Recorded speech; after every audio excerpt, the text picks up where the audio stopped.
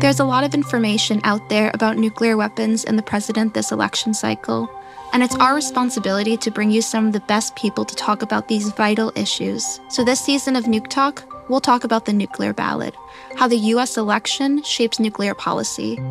Understanding nuclear policy is vital, particularly with so much on the line this election cycle. We won't tell you which candidate to vote for, but we will be giving you all the information that you need to know when it comes to nuclear weapons for this election.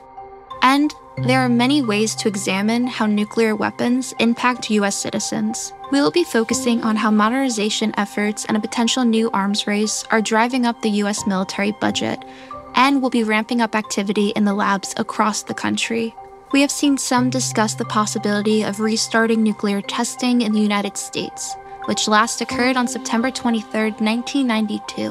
And we will close out today with taking a look at the Radiation Exposure Compensation Act, known as RECA, which failed to be brought to a vote by Speaker of the House Mike Johnson, despite strong bipartisan support, and has left thousands of nuclear victims abandoned.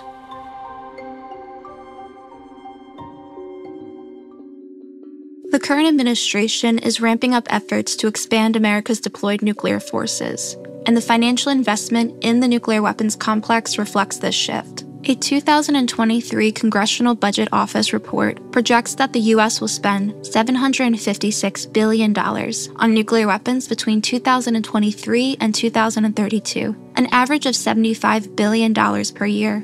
This marks a 19% increase from the CBO's 2021 estimate of $634 billion for the 2021 to 2030 period. Why such a significant increase? The U.S. is heavily investing in modernizing its nuclear weapons system, particularly the Triad, which includes land-based intercontinental ballistic missiles, submarine-launched ballistic missiles, and strategic bombers. These upgrades are in preparation for a new nuclear arms race with both China and Russia. Putting our history hats on for a second and looking back to the last arms race during the Cold War, we saw arsenals skyrocket from just 3,000 warheads in 1955 to over 60,000 by the late 1980s. Now, with the advancements in modern technology and artificial intelligence, the stakes are even higher. We face the risk of more destructive weapons, increased chances of miscalculation due to technology, and the dangerous integration of cyber warfare, a combination that could have devastating consequences. Arms races have always, at least partially, been a contest between the involved nations of their willingness to spend money and resources on weapons rather than on other priorities. Historians have often cited the Cold War spending on nuclear stockpiles and its drag on the economy of the Soviet Union as a major factor in its eventual demise. And I think there's a piece of that happening in this new arms race. I would add that we have to think of spending in the context of nuclear weapons not just as dollars and cents, but also as the brain power. This program requires thousands of scientists and engineers who might otherwise be putting their brilliant minds to service solving other problems. Since the launch of the U.S. nuclear modernization plan, every single nuclear-armed nation has begun redeveloping or expanding their nuclear arsenals. And while some experts might argue what the specific cause of this may be, the U.S. decision to spend nearly $2 trillion on recapitalizing its nuclear arsenal is definitely a significant factor. So spending on nuclear weapons in the U.S.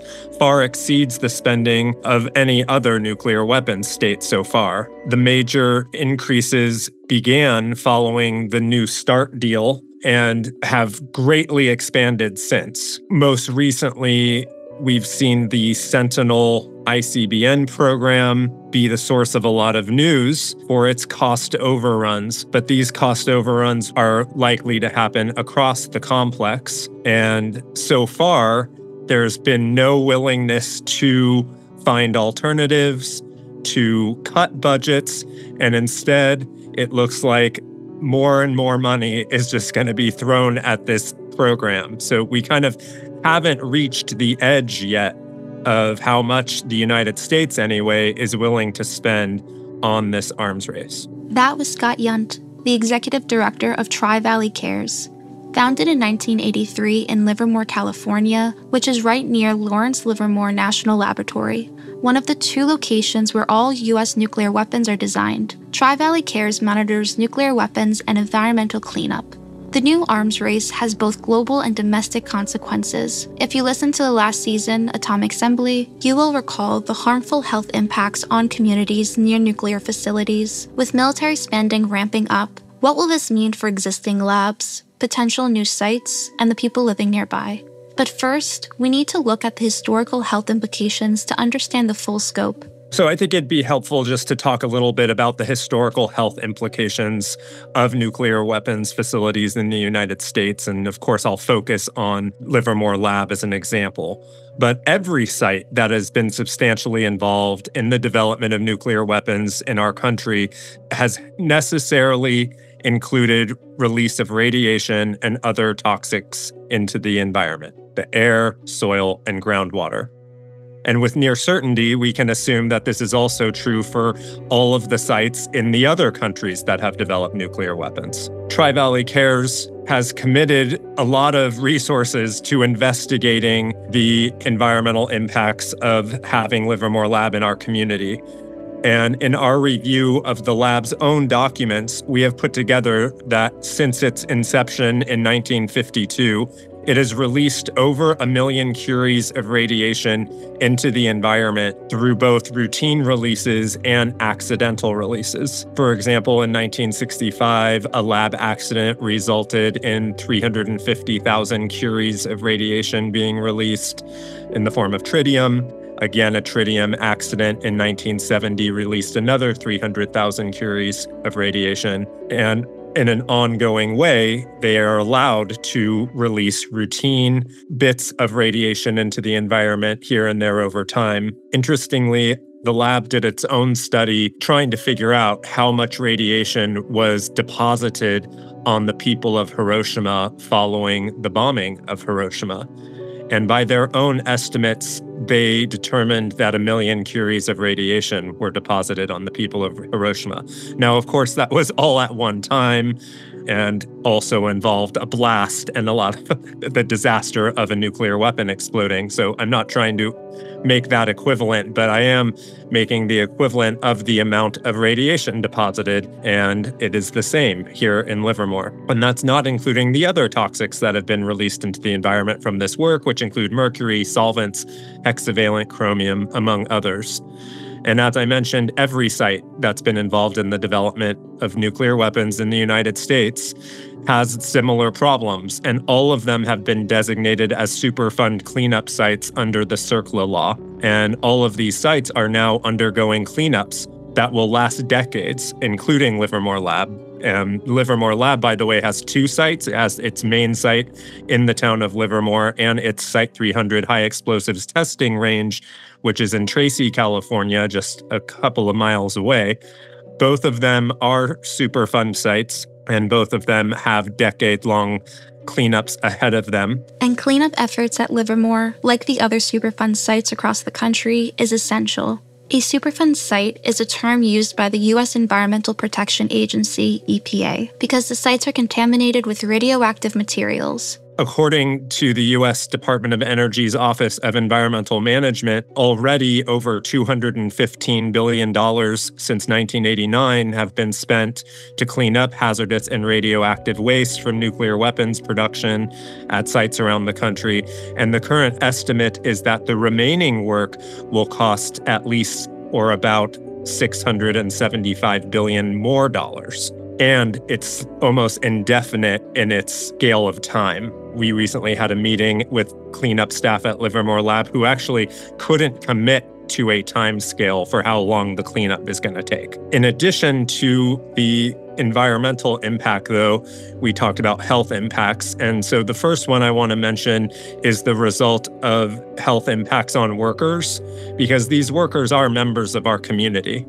And to date, 144,183 former employees at DOE nuclear weapons sites have filed for compensation and medical benefits for illnesses they believe were caused by exposure to radiation and toxic chemicals. And payouts on these claims have already cost the government $27 billion. And these claims continue to be made. And it's one of the things I do at Tri-Valley Cares, by the way. I help workers make these claims. But in terms of health impacts to the community, again, using Livermore Lab as an example, public health studies done in the 1980s, which, by the way, are the only public health studies that have ever been done. They were done by the state of California at the time. And I mean, the only public health studies on this issue in Livermore. The state performed those, and it showed that children who grew up in Livermore had 6 times the chance of developing malignant melanoma in their 20s compared to elsewhere in the state. Lab employee malignant melanoma rates were even higher than that. And there were also high rates of other cancers among children growing up in Livermore. These health problems are well known in the community.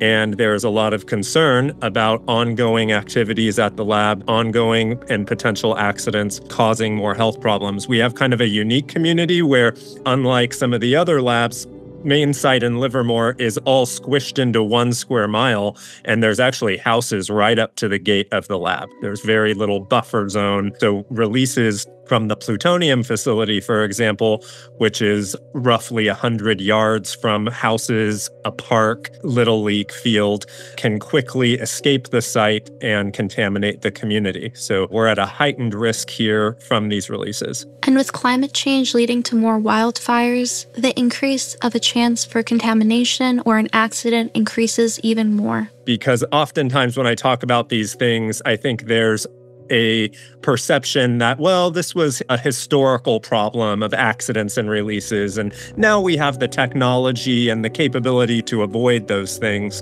But as recently as March 2021, there was a fairly major accident over at Site 300 where they did an experiment in what's called the contained firing facility, which is their contained area to do explosions. They also do explosions out in the open air. But when they involve radionuclides, they have to do it inside the contained firing facility. Upon detonation of the experiment, it overpressurized and exploded beyond expectations and caught fire. There were 36 employees in a protected area in the room, but it wasn't protected enough to avoid toxic smoke from entering black smoke and requiring all of the workers to immediately evacuated as they ran through the area where the smoke was and the fire, and they were exposed to this toxic smoke. And again, that was just in 2021. I also would want to mention that the lab is undergoing a major hiring spree due to the increase in weapons work and a high rate of employee retirement. And when you have many new employees, the increase in the potential for an accident is a factor, as well as rushing to complete these projects on time. So these conditions are the same at Los Alamos, at Oak Ridge, at Savannah River Site, and all of these communities around these facilities are on edge about what might result in the coming years. The human cost of nuclear modernization is significant, yet often overlooked in this conversation. The labs across the United States are facing similar challenges and will likely only see more challenges in the coming years as we see a ramp up of activities due to modernization efforts. The labs are tasked right now with developing 6 nuclear weapons systems all at one time. Livermore is in charge of 2 of those, the first being the W-80-4 warhead that Livermore Lab is designing for a new air-launched cruise missile called the Long-Range Standoff Weapon. It's called that because pilots will be able to launch a precision nuclear strike on an unsuspecting population from far away. This warhead, which has already been under development and has been appropriated millions and millions of dollars, is falling behind schedule. And one thing Tri-Valley Cares does is we review the performance evaluation reports that come out at the end of the year, reviewing the work of the past year on particular programs that the lab's working on. And for 2023, it noted that pellet can assembly for the W-80-4 experienced delays, and challenges in resourcing and qualifying inspection equipment and personnel. Basically, what this means is overall, the program's schedule is jeopardized. We have seen over and over again is when a scheduling delay begins, the cost goes up. Similarly, on the W87-1 warhead, which the lab is developing for the Sentinel ICBM, which is a much wider program in scope because of the number of capabilities they're adding, the performance evaluation report notes that only a portion of the deliverables for the W87-1 were met, and some baseline schedule deliverables were missed. So again, we're going to see a major delay on the W87-1 warhead development at Livermore Lab, which is going to have downstream effects, meaning the time is going to get increased and the cost is going to be increased. And these are just two examples that even when they're awash in funding, the complexity of the program and the sheer number of them happening at once are beyond the agency's capabilities to achieve on schedule and are certain to exceed the current cost estimates by an order of magnitude. In addition, I will just mention that with things like the Congressional Strategic Posture Commission and the Heritage Foundation and Project 2025, all proposing additional nuclear weapons on top of the existing modernization plans, it's impossible to understand how our existing infrastructure could handle that. And again, I think there's this idea that, well, if we can throw more money, this will happen. But there's just technological barriers and capacity barriers and infrastructure barriers that make that untrue. It's impossible for the labs to handle the kind of pie-in-the-sky ideas, as horrifying as they are, that are being proposed in these various ways. And on top of these existing plans, some are calling for additional modernization efforts, which could push our nuclear infrastructure to its limit. The increase in funding that is going to these facilities is seeing competing priorities. There's a lot to do at these labs right now. Cleanup of contamination, improving the structural integrity of these facilities so that workers and civilians remain safe, and the development of the weapons at a pace demanded. We are seeing trade-offs made in what the priorities at the facilities are. So one example I might give is that at Livermore Lab in 2014, there was a document that was released by the Department of Energy's Inspector General's office about facilities around the complex that are no longer used, so they refer to them as excess facilities, and simultaneously pose a high risk to the surrounding community. And 4 of the top 10 in the country were at Livermore Lab. And again, that's because of the lab's proximity to the public. And these buildings have been sitting around, in some cases for decades, kind of crumbling. And there's been a very slow process for dealing with them.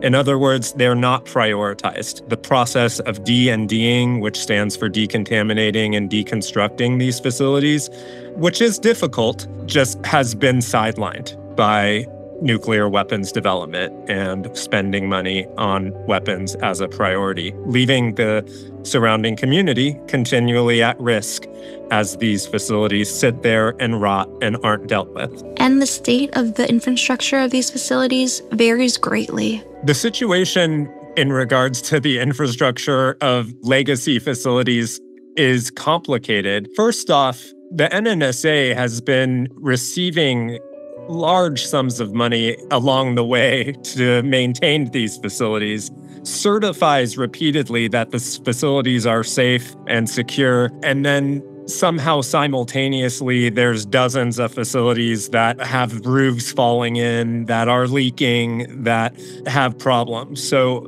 from the outside perspective, it can be difficult to kind of parse why there's so much infrastructure degradation at NNSA facilities. But apparently it is a problem. It's a major problem at Y-12. And at Livermore, it's maybe a slightly less of a problem. But we do have this problem with excess facilities that pose a risk. And in addition to this, we have this desire for them to build up new facilities and to do so quickly to meet the production needs and stuff. There isn't a small external oversight agency called the Defense Nuclear Facility Safety Board that is absolutely crucial to ensuring safety at NNSA nuclear facilities around the country. And their funding and the quorum on the board recently was threatened. They almost didn't have a quorum. Congress did end up approving a new board member so that they could maintain a quorum. But despite the fact that they're the only external oversight agency, their existence is not prioritized by Congress or by the other agencies involved. The Defense, or DNFSB, is essential to nuclear safety and very important to entities like Tri-Valley Cares and other community organizations living in the shadow of nuclear weapons complex facilities around the country. They also are one of the only agencies that provide some transparency into the condition of these facilities and the processes and the safety around the processes taking place. I encourage folks to check out their website and, where possible, to support the DNFSB and their work. What are some of the ramifications for this push of modernization on labs like Livermore? One of the ramifications of military spending and the new nuclear modernization effort is the extent to which it drains resources from other priorities. We could go on and on about how we might better spend this money fighting poverty and creating better social programs and a safety net and supporting education. I will mention that upcoming this September 16th to 22nd, which may pass by the time this airs, but there is an ICANN week of action against nuclear weapons spending, an opportunity to talk about these issues. But I also will point out that there are some direct funding conflicts that arise from the military spending and modernization efforts. I mentioned the decontamination of high-risk buildings, but also the lab has reduced its spending on science programs because there's just not enough room. There's not enough interest in Congress on spending money at national labs on science. So it's now less than 2% of the budget at Livermore Lab. The energy efficiency and renewable energy program is less than 1%. Both of these programs have seen their budgets go down in recent years. But perhaps the most direct kind of trade-off that we see is in cleanup. So Livermore Lab received a 10% budget cut for its cleanup efforts in the fiscal year 2025 budget request. This will slow down an already very slow approach to cleaning up the toxic mess that's been made for decades after decades of nuclear weapons development at both the main site and Site 300. They also had their budget zeroed for 2025 for the decontamination and deconstruction of high-risk buildings. It just shows a lack of prioritizing these issues when they can get so much money for weapons, and it's become their most important goal. It's always been their most important goal, but it has really waylaid the other programs. In terms of public interest, the Oppenheimer film really brought a lot of attention to the nuclear weapons complex in the United States, and there was a lot of interest following the film and in our issues. Of course, the conflict in Ukraine has brought a lot of attention and concern, rightfully, on the nuclear posture of the United States and other countries. In addition to that, the war and conflict in Gaza and Israel have brought attention to what's happening. One of the interesting effects is at local universities, including our community college nearby, Las Positas College, and some of the University of California campuses, where Lawrence Livermore National Lab recruits interns and staff members. They've been targeted by protesters for their work on war and militarism and nuclear weapons. And folks have counter-recruited and brought the lab's work kind of into the light in a way that the lab doesn't like. If you look at their PR material, it's actually pretty shadowed how involved they are in nuclear weapons. For example, their PR very rarely mentions nuclear weapons, despite 85% of the budget being for nuclear weapons activities. Tri-Valley Cares has supported these student efforts with materials and information so that they're accurate in their presenting of what the truth is, and making sure STEM students who are debating whether they might want to go work at Livermore Lab truly understand what they're getting themselves involved in. In addition to this, there's increased interest and concern about the prospect of new nuclear testing. And one of the main drivers for having to potentially test nuclear weapons in a full-scale, underground, full explosion kind of way is Livermore Lab's W87-1 warhead project, which is really pushing the envelope on a new nuclear weapon design. It's going to involve having an all-new plutonium pit, which is the physics package center of a nuclear weapon. It's moving away from the tested designs that we already tested in Nevada, or in some cases in the Marshall Islands atmospherically. And because we're moving away from that tested design, there's potential that we cannot rely on computer data to certify the W87-1. So it's a main driver pushing us toward having to test again. Livermore Lab is the spearhead of that project, and folks are really concerned about that prospect.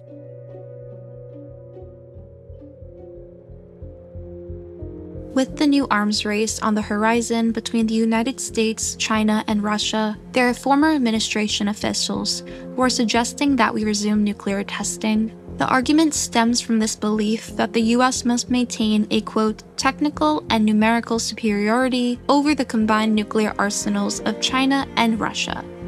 As of 2024, the Federation of American Scientists estimates that the US has 5,044 nuclear warheads, Russia has 5,580 nuclear warheads, and China has an estimated 500 nuclear warheads. While some concerns exist about a possible combined threat from both Russia and China, any such scenario would signal an apocalyptic situation. Currently, the US holds significantly more nuclear warheads than China. The US, Russia, China, along with 184 others, are signatories of the 1996 Comprehensive Nuclear Test Ban Treaty, which bans all nuclear explosions. Given the upcoming US election and the calls from former officials for a revival of nuclear testing, what are the potential outcomes here? Today, we are joined by Dr. Jeffrey Lewis. He is the director of the East Asia Nonproliferation Program at the James Martin Center for Nonproliferation Studies at the Middlebury Institute of International Studies at Monterey. He wrote an article in Foreign Affairs titled, "Why America Stands to Lose If It Resumes Nuclear Testing," which looked at the core argument to restart nuclear testing and the ramifications it would pose if it were to become a reality. So there are really two arguments for resuming nuclear testing. There is the argument that comes out of people's mouths, so there are the words, but then I think there's the actual underlying argument. So the argument that comes out of people's mouths is this idea that nuclear superiority is a meaningful concept, that nuclear superiority is achieved with better weapons, although better is never really defined.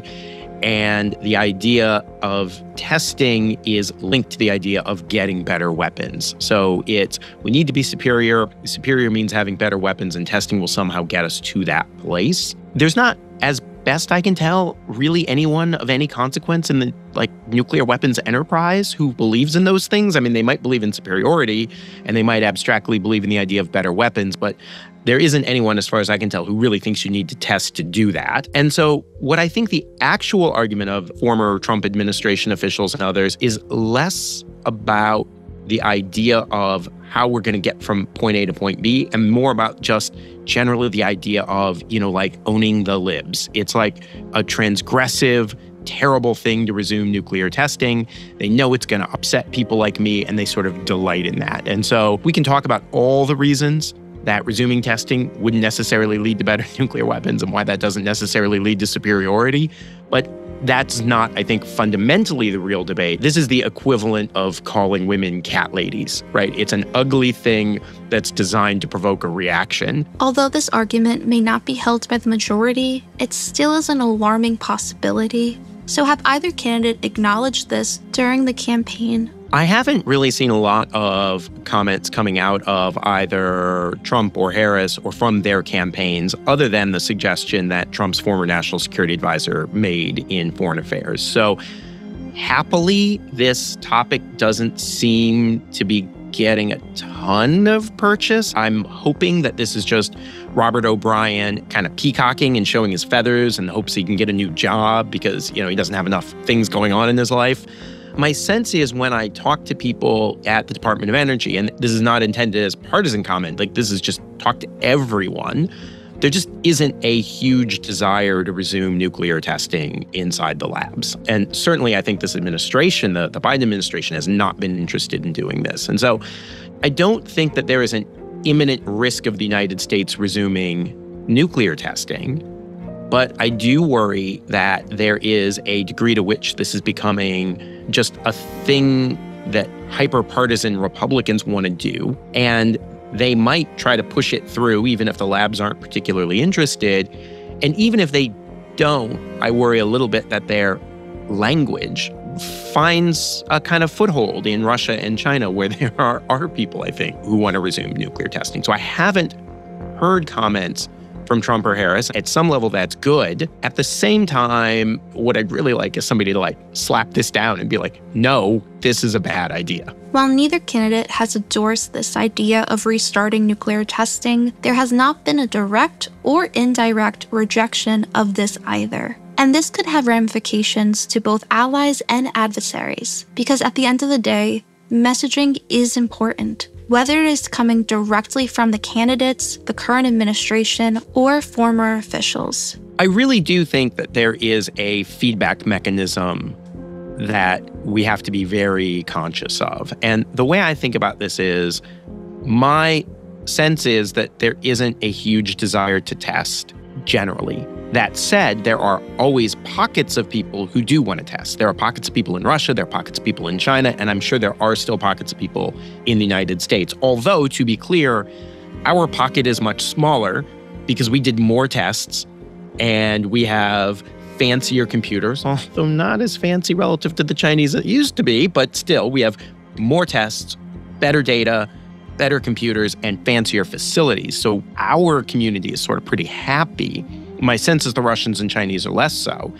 And the kind of fundamental dynamic with testing has always been, it's not really us against the Russians so much as it's us against ourselves and the Russians against themselves and the Chinese against themselves, and our actions feed in. There's this old joke that you used to hear, and you'd hear different versions of it depending on whether you're talking to people from Los Alamos or Livermore. But, the Livermore version of it was the Soviets are the adversary, but Los Alamos is the enemy.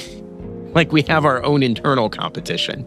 And so what I really worry about this language, because I'm pretty sure that left to its own devices, the U.S. nuclear weapons enterprise would not choose to resume testing. I am worried that there are people in Russia and China who are taking the odd statement here or there, who are taking some of the activity you see at Nevada National Security Site, which, by the way, they've been very transparent about in a good way.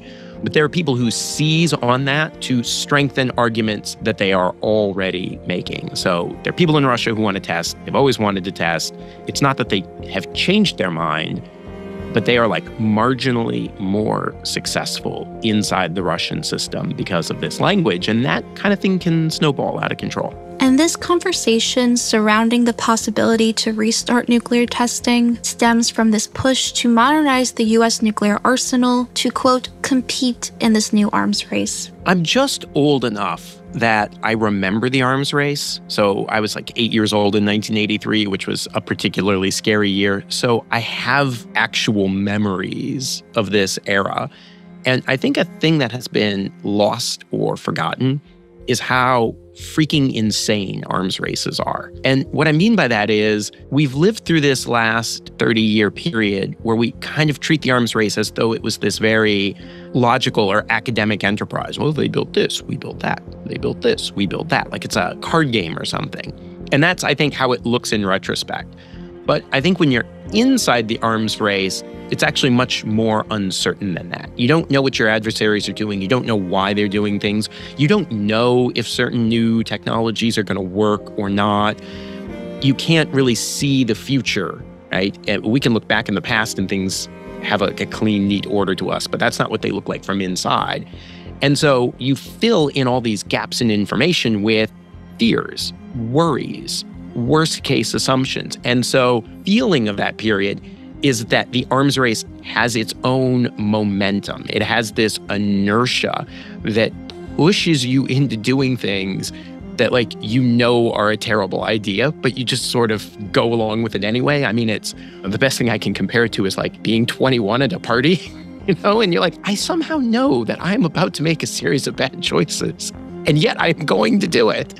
That's what it feels like. And you look back at it and you're like, well, that was crazy, right? Like I didn't have to do that, but it has its own inertia. So when I think we see this kind of loose language, what we're really seeing is not a simple action-reaction cycle of us responding rationally to one another, but each of us getting wrapped up in our own internal insanity, which feeds off one another, but has its own kind of irresistible internal dynamics. And that's hard to explain unless you've lived through it. And I'm super bummed that people are going to get another firsthand feeling about what this is like. And given the nuclear environment that we are currently in, people, though a small portion, suggesting that we restart nuclear testing, an ever-increasing military budget, and rapid modernization push on the cusp of a new arms race, how tuned in is the public right now? So public awareness is approximately zero. I would say maybe 15 years ago, I participated in a study where we did polling of people about nuclear weapons issues, and then we did some focus groups, and people had the craziest ideas about nuclear weapons. So, for example, many people believed that nuclear weapons had been abolished after the end of the Cold War. And it was like, what? No. And many people thought the abolition of nuclear weapons at the end of the Cold War had been a bad thing because they didn't know what happens to a nuclear weapon when it's retired. So they thought that they had been put on the curb for the trash to pick up, and they believed that terrorists had acquired them. And it was like, no.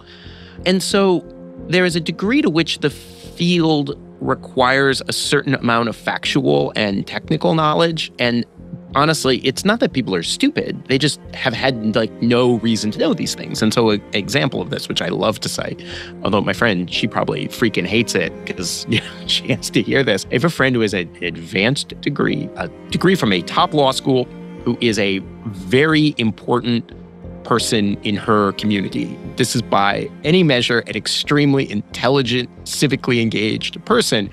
And once she just, needed to check with me, do we have missiles that can go all the way to Russia? And do they have missiles that can come all the way here? And it was yes. That's not because she's stupid. That's because she has never had to care about this stuff. I do think that's starting to shift, but we're at the very early stages of it. And the way that I kind of pick that up is if I'm at a party and I'm talking to other parents, maybe 5 years ago when I told them I studied nuclear weapons, their drink was empty and they suddenly had to disappear to go refill it. Now they have questions. And so I do think that people intuitively understand that we are developing this increasingly antagonistic relationship with China and Russia, and that North Korea is a new problem, that Iran might be a new problem, and that nuclear weapons are an important element of those problems and that they pose an important danger. I think an opportunity to engage with people who don't know much but are fundamentally pretty smart and are willing to learn. What would it look like if the U.S. did restart nuclear testing? I think one of the big mistakes we make when we think about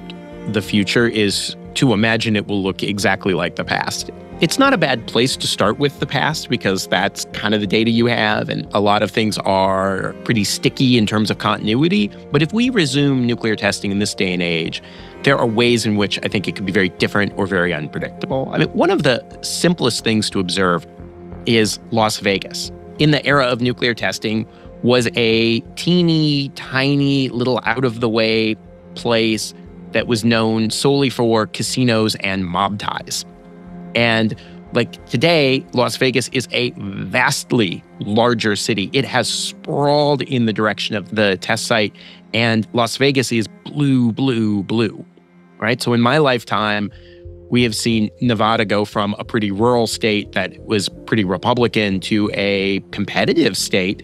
And part of the state that is the most blue is adjacent to the test site. And so the politics of this could be completely different, which we got a little glimpse of a few years ago. There was a test called Divine Strike. It wasn't a nuclear test, but there was some concern. It was a conventional explosives test that it would stir up dust that might be radioactive. And the citizens of Las Vegas were outraged about this. And the Republican governor of Nevada was not super excited about this because he was counting on some of those people to vote for him. And so I think you start to see the ways in which things might be different. One other thing is, with a resumption of nuclear testing, you are opening up this new debate about what any of this stuff means. And I think that stuff is very unpredictable because right now people don't know about nuclear weapons. And so they don't tend to think about nuclear weapons problems. And so they tend to think, well, we should leave it to the experts. I suspect that high-profile things like testing will energize people. And it's not clear to me whether energize people means we get better policy or worse. I can sort of see it both ways. So you can certainly imagine a universe in which all the bad things from the Cold War happen, which is you start to securitize every problem, right? You see every problem as a national security issue, not as any other kind of issue, which is how we end up with Rocky Flats, poisoning all the neighbors, and it's it's terrible those kids got cancer, but you got to keep the Soviets away. That kind of mindset can happen. That's also the mindset that set in after September 11th. We went collectively nuts because we were scared. So that can happen. But then you can also get the kind of reaction to that. And by the way, these things compete, which is you get all this kind of short-sighted, security-driven thinking, and then you get the reaction to it. So I think it's no accident that you get this real fear about the Soviet Union and a real intensification of the arms race in the 1970s, and you get the election of Reagan, and then you get 1 million people in Central Park protesting in favor of the nuclear freeze because that fear that leads to all these decisions that don't work out for us then kind of turns on politicians, and you end up with a big debate. It's not as simple to say it resolves in one direction or the other, but just at high salience, you get these enormous fights. And so my suspicion is a lot of people imagine, maybe we'd test and it would, we'd have a little fight over this test or that test. But I actually think it would be part of a broader public engagement, sort of that was, both driven by fear and then producing its own fear. So where all that shakes out, I can't say. I do think it would be a really big change in our politics. And in this hypothetical situation, where we see the U.S. resume nuclear testing, there's a lot to learn about the effects of nuclear testing and the history of U.S. nuclear testing. The U.S. conducted the first ever nuclear test on July 16, 1945, called the Trinity Test in New Mexico. They also conducted 67 nuclear and thermonuclear tests on the Marshall Islands between 1946 and 1958. The legacy of the Trinity Test and the test on the Marshall Islands continues to impact these areas and more today. The crazy thing about the conversation about restarting nuclear testing is that not only recreates kind of the outcomes of the past, it literally recreates the argumentation right down to its flaws. So all of the arguments about restarting nuclear testing are strategic. They are policy-oriented, and they have this kind of vibes-based quality of superiority is important, better weapons lead to superiority, and testing somehow gets us there. These arguments exist completely in the world of security. That's exactly what happened in the 1950s and the 1960s. Almost immediately, people realized that we were completely neglecting the environmental and public health consequences of these behaviors.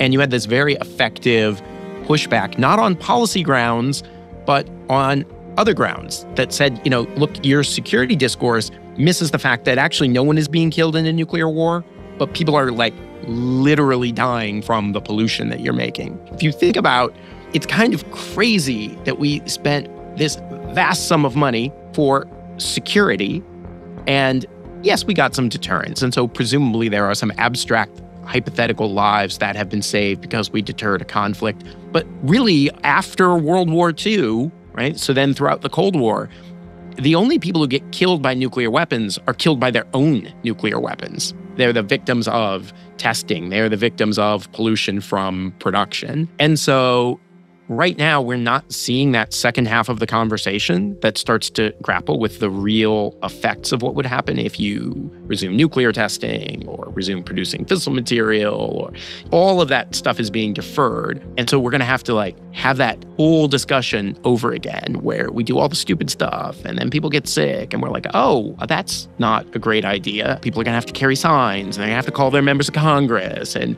it's going to be just incredibly cyclical where we have to go through it again in order to get to something like a reasonable balance between these concerns. And I have to say, this is my pet peeve about the nuclear weapons complex, which is that they remind me of my children when they were toddlers, which is unable to clean up after themselves. It's a little unfair to the complex because Congress also likes to fund things this way. If you build a municipal waste facility, you have to pay a tax or a fee. And some of that money is held so that when the facility reaches the end of its life, it can be decommissioned and remediated. This is a basic act of good governance, that you don't use a power plant or a waste facility, get all the benefit from it while you're alive, and then make your children pay for remediating it, except for that's exactly how we do everything in the nuclear weapon complex.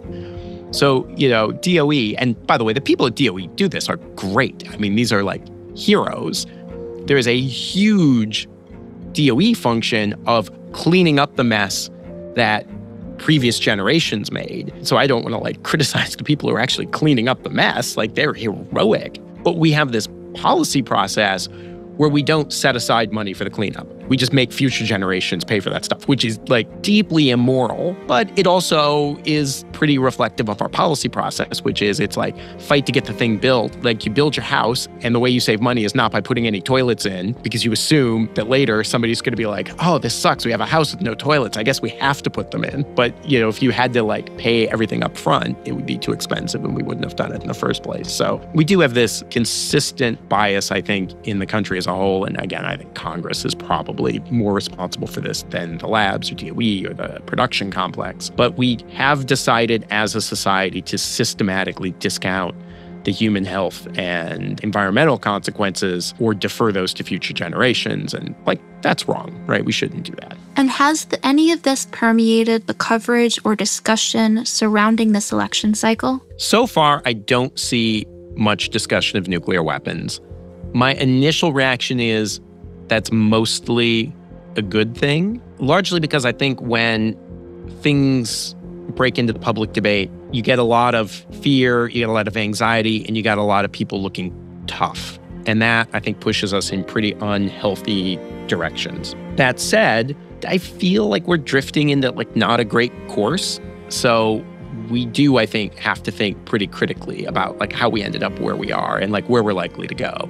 I think the Biden administration is doing a lot to try to resist the pull of two arms races. I also kind of feel like they're not doing enough. I think it's a really tough spot for them. And so on the one hand, I'm glad that they're not out there exaggerating the problem, making things look worse, and feeding this sense of anxiety. On the other hand, I think calming everyone down is also we do there is a sense of urgency here.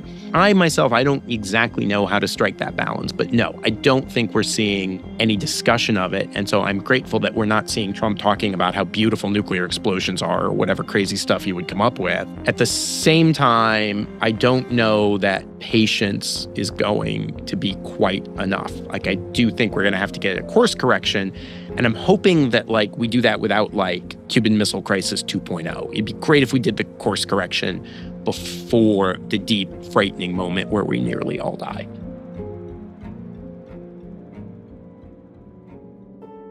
The Radiation Exposure Compensation Act, RECA, created in 1990, offers compensation to those impacted by nuclear weapons testing, production, and uranium mining. After the release of Oppenheimer, there has been renewed focus on downwinders, communities exposed to radioactive fallout from nuclear tests, like the Trinity test in New Mexico, who were just added to the RECA for the first time last summer.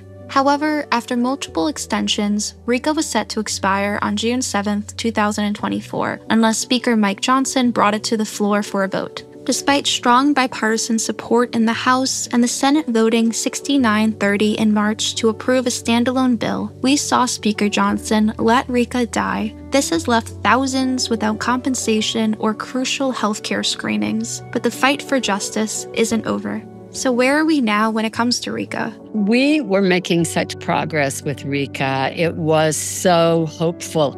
I mean, this bill passed the Senate 69-30, unheard of in this Congress. Unheard of, that kind of bipartisan support.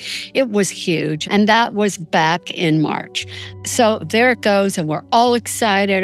But now it had to go through the House. Unfortunately, it stalled in the House. And I think there's one person responsible for that, and that is Speaker Mike Johnson. Because despite all the pressure he got from not just affected communities, but from huge groups like the Western Governors Association, the Conference of Catholic Bishops, the American Public Health Association. I mean, these are huge.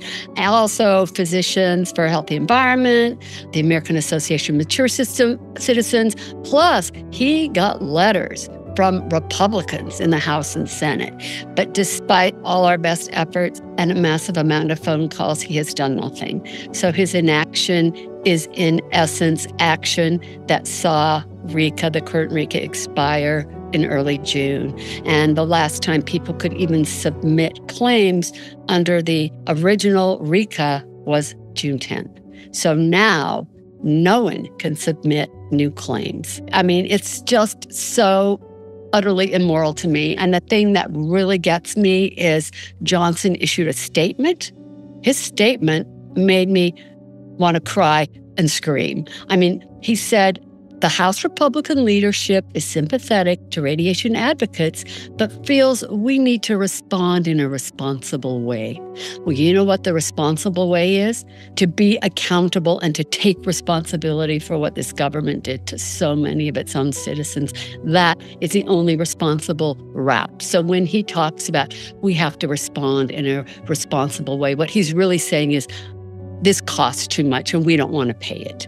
And that is a matter of priority. The money is there. We're told repeatedly that the money's there. You know, you look at what they have to spend on ramping up our nuclear arsenal, over $1 trillion in the next 30 years. And yet they say we don't have this tiny fraction to help the people we've already harmed. We are still moving forward. We're not giving up, though I have to say it was so discouraging when June 10th came and went and nothing happened. And we thought we had a little bit of wiggle room because the Department of Justice, which is responsible for running RECA, still had many, many claims they had to take care of, so they couldn't shut down. So we thought, okay, we've got a little bit of wiggle room. But I do have to say, we are still in limbo. And with the elections heating up, it's getting harder to get this issue in front of elected officials who could make a difference. But we are not giving up. And as I said, this is a matter of government responsibility. It's a moral issue. It's a social justice issue.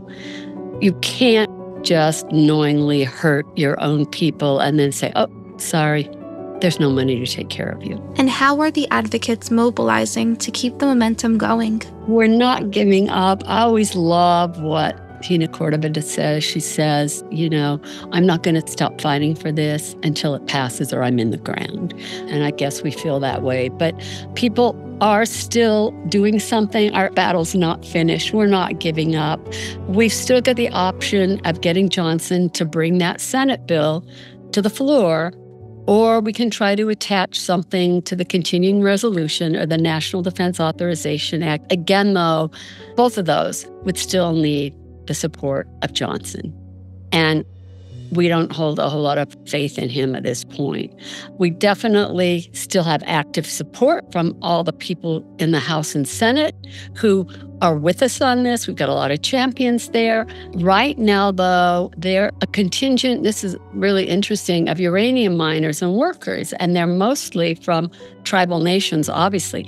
They're planning a trip to D.C. by bus. There are about 60 of them from the Navajo Nation, the Laguna Pueblo, and the Hopi tribe. They're registered for this bus trip. They're going to go from New Mexico. I think they start in Albuquerque. They're going to go all the way to D.C. They'll join other advocates there. What they'll do is have 3 days of action in front of the Capitol.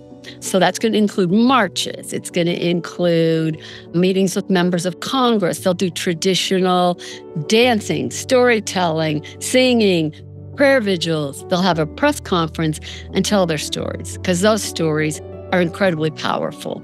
And these communities have been so heavily impacted and don't have access to health care. These places on the Navajo reservation, I know, don't even have running water. So when they get ill, by the time they're diagnosed, it's often too late. And there's one place where they call themselves the village of no grandfathers, because so many of those men who were uranium miners are gone. So, there are things that are happening. I know that we're trying to raise awareness around the Global Week of Action on Nuclear Spending. I'm sure that RICA will be part of that. There are a lot of groups that we are still working hard on the media to keep in the media. We are still reaching out to, especially in some swing states, trying to get support and make it a campaign issue. I know Representative Harriet Hagerman, she's from Wyoming, introduced a bill that called just for adding more uranium miners, left out downwinders. And we are all united in saying all of us must be included. You have to include downwinders too. She wrote an op-ed in one of the Salt Lake City dailies that was absolutely maddening, because she said something toward the end that the science isn't there, that the money isn't there. I immediately wrote an op-ed responding to her saying that's just absolutely not true. The science is there. The money is there. It's just a matter of priorities. So we're having to fight these something always comes up. So we're always having to jump back into the fray, and we're just really trying to keep it in the public eye, make Congress be still aware of this, and reach out to our elected officials. And while advocates are working tirelessly to see the progress on RICA, the lack of progress on the congressional front is frustrating. The advocates are determined to keep fighting and to make sure that Congress is aware of the importance of this issue. But the tireless work comes at a cost to their physical, mental, and emotional health, especially given how much time advocates have put in during the lead up to the Senate vote, the push for a vote in Congress, and now in the interim, where they are fighting to see it brought back. It's an emotional fight because you've run out of the energy to keep doing this work. It's like, I just can't keep doing this. And I always tell people all of our victories are temporary. They always have been. And as one of my compatriots in Idaho used to always say, he'd say, pull out your pitchfork. We're going after them. And so I feel like we've got to pull out those pitchforks and go after them, because there is absolutely no reason that someone who has a sense of justice and of doing the right thing and assuming responsibility would be against the expansion and extension of this bill. And so it does get really hard. As you say, we get sick. I'm sick right now. People's cancers come back. I've seen so many of my friends whose cancers have come back. I have a niece whose breast cancer is now in her bones, her liver, and it doesn't look good. People are still getting sick, and they have to fight all that. And emotionally, it's just this heavy burden you carry, because you never stop worrying that you'll get another one, that it'll come back. You're always looking for everything. You're feeling for lumps. Every time you get sick, you're worried about it. Is this it? Is this it? When's it coming next? And that's a big emotional toll. And it's not just an emotional toll for the people who get sick. Their families, their friends suffer as well. I can't tell you how devastated my niece's whole family is. My sister cries and cries. Her family's just devastated that this is happening to her. And she's got 3 kids, 3 little kids, because, the genetic damage gets passed on to other generations. So you look at that, and then you look financially what it does to you. Even if you have health insurance, you have co-pays, and depending on how good your insurance is, those can be hefty. But people who don't have insurance, some people are literally bankrupted. I remember a woman telling me about her husband who had, he was diagnosed with 3 different kinds of cancer and couldn't work. She had to try to support the family. She started selling, she said, everything they had. And she was telling us that she had to sell the car. Well, when the people came to get the car, she said her little girl ran out in the street crying, saying, bring the car back. So, people end up bankrupted by it. So we're saddled with physically trying to keep it together, emotionally trying to keep it together, and financially trying to keep it together. And I think a lot of people, even I would say particularly in government, they don't look at that. They don't look at the human cost of those weapons that they say we need. They don't look at what they do to human beings and how that damage spirals out and keeps going. I've had people say to me, oh, this happened so long ago, it's over. I'm like, oh, no, it's not. It's never over. And when you look at future generations who are being impacted, how long are we going to be dealing with this from these weapons? It's a hard fight. It's hard to do. And I know for me, whenever anyone asks me to talk about it or speak about it or write about it, I always say yes. No matter how hard it is, I think you have to keep getting that message out. People just don't know. You let them know. And so I feel this obligation not to stop and to tell whoever. You never know who's going to be there in that audience who might do something about it, who might have some power about it. I spoke last summer to some UN groups, and there was a man on the second row, older gentleman, who was in tears. And I thought, if I look at him, I'll lose it. And afterwards, he came up to me and just said how he works in peace. And he said, I didn't even know about this. I didn't know about this. And he said, we have to do what we can. And he works with educating young people globally. And he said, I want to let them know about this. I want you to help me let them know about this. And I think, which is another reason you have to keep doing this work and spreading the message, because you never know who will be listening and how they might be able to help you. And the human impact of nuclear weapons is so profound and haunting. Yet, we often do not center it in our conversations, especially when we are talking about the ongoing modernization effort, the new arms race, and even the possibility of restarting nuclear testing. It often can be very clinical when we are discussing these topics, and often those who are advocating for these policies may not even know the names of just 5 people impacted by nuclear weapons. I'll quote Lillian Hellman, have you no shame? Have you no shame? And if they don't know what it did to people, and for all they know, people in their own families, in their own circle may have been impacted for all they know. If they don't know what these did to people, it's on them. They're totally responsible for that willed ignorance, because we've known for decades what it's done to people and is still doing to people. And if they're able to somehow cognitively distance themselves and say, well, we need these, and not look at what it does to people, I would call that immoral, totally immoral. I think they lack a conscience, actually. I know that all these discussions about resuming nuclear testing, there was one of Trump's former foreign advisors who says, we're going to have to restart nuclear testing, the actual thing, like they need to make the earth shake again. They need to do what we know should not be done. And, and especially like lots of discussions proposing resuming testing. And if you look at that Project 2025, one of the things in there is to resume underground testing.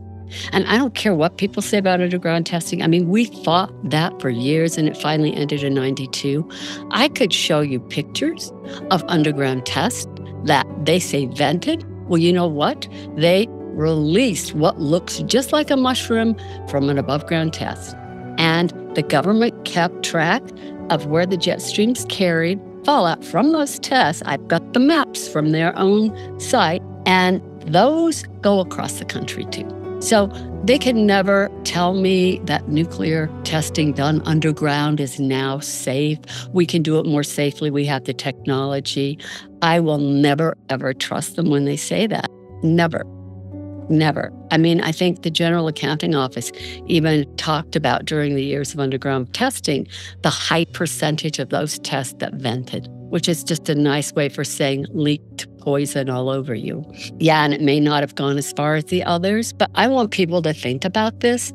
All the fires we're experiencing. Okay, yesterday, the fires from California have released smoke that so hit my city, we couldn't even see the mountains. And we are circled by mountains. You couldn't see the mountains.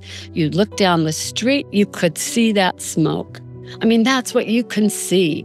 Fallout does the same thing, but you do not see it. But it goes there just like the smoke from those tests, blows across the country. The winds carry things, they carry it. And I just don't know why our officials will not look at what this does to actual human beings. I bet they couldn't name 5 people who have been affected. And believe me, some of them know them. I'm sure of it. And for those who do not know the history of nuclear weapons and how they have impacted people or the stories of those people, there are so many opportunities to educate yourself. You can go to www.saverika.org for more information on what advocates are doing to see those impacted get justice. And to learn more about the harm done to people by nuclear weapons, you can check out nucleartruthproject.org and ahf.nuclearmuseum.org. And there is so much more that you can do to help. I think people should definitely know, and it's not that hard to do something. It's as easy as making a phone call. I know that we were telling people to call Johnson's office, and for months we've had people calling his office. And when someone called, they said, "Are you hearing from people?" "Oh, yeah, we get like a call or 2 a day." So they're hearing, and I'm hoping that somehow gets through to him. But I think you need to remember that these elected officials work for us. They're our employees. You know, they are there by our will. And you have power. Your voice has power. I think you have to call and you have to say, this is not acceptable. You cannot resume testing. You must take care of those already harmed. It's not that hard a call to make. Really, it's not. Call your elected representatives, call your senators, call your members of Congress, call Johnson's office, call other people in leadership on the House side, because their failure to act is an action, and it is absolutely unacceptable. Thank you for listening to the second episode of this season titled The Nuclear Ballot: How the U.S. Election Shapes Nuclear Policy. We delve deep into the impact of nuclear weapons on U.S. citizens, from how the new arms race is driving modernization efforts and the increased activities at the labs across the country, to the few who are calling for the U.S. to restart nuclear testing and the consequences of their statements, and the ways those harmed by nuclear weapons, impacted communities, are continuing to fight for justice and to see the Radiation Exposure Compensation Act, RECA, pass in Congress. It's not our place to tell you who to vote for, but this season we are here to provide you with the insights that matter, straight from the experts who know these critical policies. As the U.S. presidential election approaches, we'll help you grasp what's truly at stake when it comes to nuclear weapons. Please stay tuned to our social media channels to get updates on this season and upcoming episodes. And to support our work on the podcast and in making our world safer from the threat of nuclear weapons, visit plowshares.org. See you next episode.